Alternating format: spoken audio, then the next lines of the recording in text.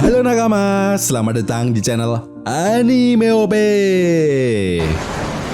Yuk, sebelum masuk ke pembahasannya, jangan lupa like video ini ya bosku. Like dari kalian akan menambah semangat Mimin untuk terus memberikan informasi terbaru mengenai One Piece pada nakama semua. Nah, pada video kali ini kita akan membahas hal-hal menarik yang terjadi pada manga One Piece chapter 1126, khususnya dua pergerakan dari Sang Kaisar Lautan Akagami no Seng dan Marshal D. Teach yang disorot di chapter kali ini. Yap, seperti yang dijelaskan pada spoiler sebelumnya, manga One Piece chapter 1126 kali ini masih mendapatkan judul yang sama, yaitu Kompensasi. Nah, kemungkinan besar judul chapter kali ini akan berkaitan dengan pergerakan yang dilakukan oleh kelompok bajak laut rambut merah untuk memberikan pelajaran kepada kelompok bajak laut Bartolomeo. Selain itu, di chapter ini juga kita masih mendapatkan kelanjutan cerita cover story kisah perjalanan Yamato di negeri Wano yang sudah memasuki volume ke-14. Yap, seperti yang kita tahu ya bosku, setelah Dr. Vegapunk menyampaikan pesan siaran ke seluruh penjuru dunia One Piece bahwa dunia ini akan ditentukan oleh orang yang mendapatkan harta karun One Piece, membuat para bajak laut pun semakin agresif untuk melakukan pergerakan mereka. Dan hal ini pun dibuktikan langsung oleh kelompok bajak laut rambut merah yang telah melakukan pergerakan mereka. Padahal awalnya banyak dari para fan One Piece yang menduga jika Ars Elbaf nantinya Luffy akan segera bertemu dengan Shanks. Namun faktanya Oda Sensei justru tidak melakukan apa yang diharapkan oleh para fan One Piece. Tetapi menariknya, sebagai gantinya Oda Sensei menghadirkan konflik yang terjadi antara kelompok bajak laut rambut merah versus bajak laut Bartolomeo. Yap, akhirnya Shanks benar-benar bertemu dengan Bartolomeo. Jelas Shanks dan kelompok bajak lautnya yang sebelumnya dibuat jengkel atas ulah dari Bartolomeo karena telah membakar bendera kelompok bajak lautnya, kali ini Akagami no Seng langsung menghajar Bartolomeo. Bahkan kita bisa melihat sendiri Bartolomeo mampu dikalahkan dengan mudah oleh kelompok bajak laut rambut merah.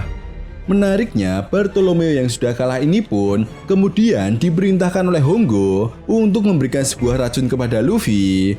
Hongo juga mengatakan bahwa dirinya memberikan waktu selama 1 bulan. Jika racun tersebut gagal diberikan kepada Luffy, maka Shanks dan kelompok bajak lautnya pun tak segan untuk menghabisi Bartolomeo. Menerima ancaman dari kelompok bajak laut rambut merah, Bartolomeo justru meminum racun tersebut. Ya, alasannya dia ingin melindungi Luffy. Jelas hal ini pun membuat Shanks cukup terkejut atas apa yang dilakukan oleh Bartolomeo. Shanks kemudian mengatakan bahwa racun tersebut sebenarnya palsu dan tidak akan berefek apapun. Nah, rupanya hal ini dilakukan oleh Shanks karena Shanks ingin menguji kesetiaan dari Bartolomeo.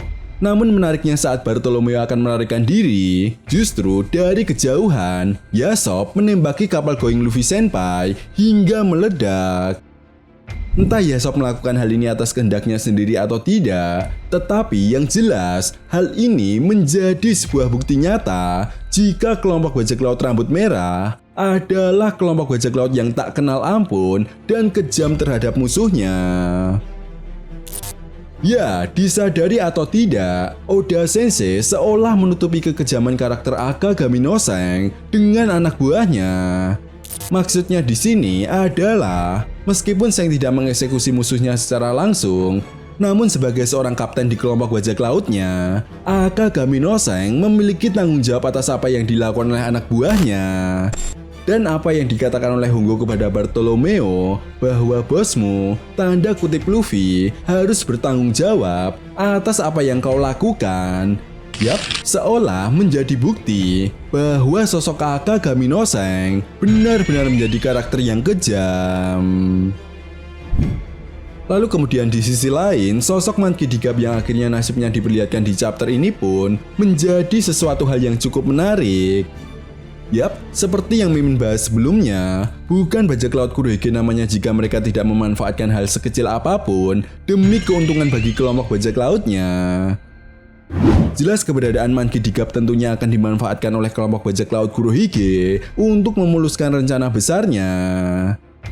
Perlu diingat ya bosku, Di chapter 1126 dijelaskan bahwa kelompok bajak laut Kurohige sedang menyusun sebuah rencana besar mereka untuk segera mendapatkan harta karun One Piece.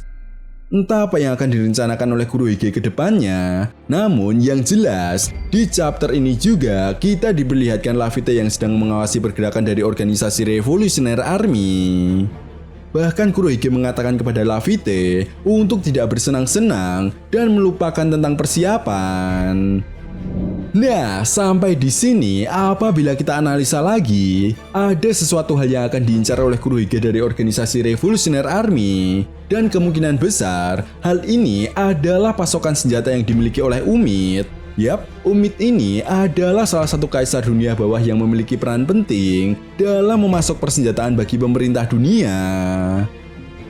Itu sebabnya, apakah mungkin Kurohige berencana untuk mengambil semua pasokan senjata untuk persiapan menghadapi pertempuran besar yang akan segera terjadi di dunia One Piece?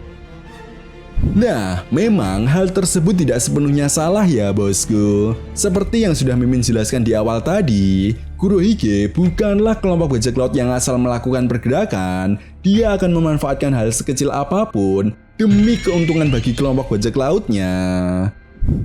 Maka dari itu, semua rencana Kurohige dari awal, mulai menculik Carrot Pudding, mendapatkan 2 salinan rod poneglyph dari kelompok bajak laut hati, berhasil menangkap Monkey D. Garp, mengkopi wujud dari Gorosei Saturnus, mendapatkan informasi tentang keberadaan senjata kuno dari Karibo, dan yang terakhir, mengamati pergerakan dari organisasi Revolutionary Army di markas besar pengiriman perusahaan angkatan laut.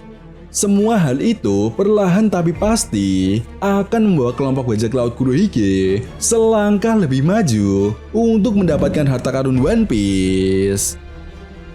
Dan seperti yang dikatakan oleh Dr. Vegapunk pada pesan siarannya, siapapun yang mendapatkan harta karun One Piece, maka dia berhak untuk menentukan akan seperti apa dunia ini ke depannya.